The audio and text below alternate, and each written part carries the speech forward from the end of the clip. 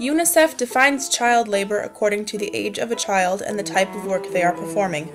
For those aged 5 to 11, any type of economic work is considered harmful. For children 12 to 14, up to 14 hours of economic work is allowed.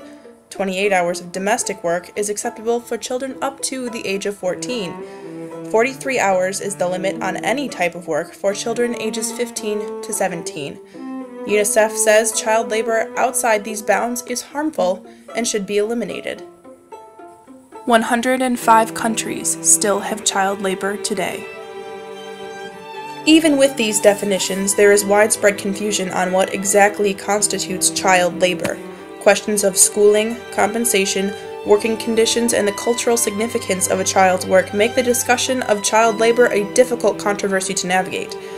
While there is disagreement over whether child labor actually helps developing economies, many say child labor is a necessary evil of the current globalized system.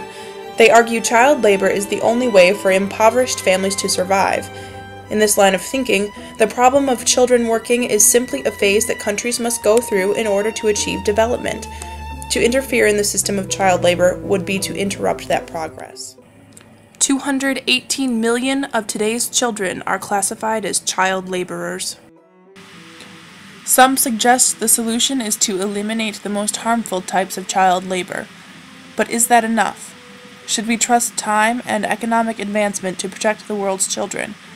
Obviously, we cannot trust companies to regulate their own labor standards. To solve the issue of child labor, there are two options. We must either cut off the supply or cut off the demand. That is to say that either policy must be implemented to stop labor at its outset, or consumers must boycott products produced by children, in effect making those companies that use child labor unable to compete in the market.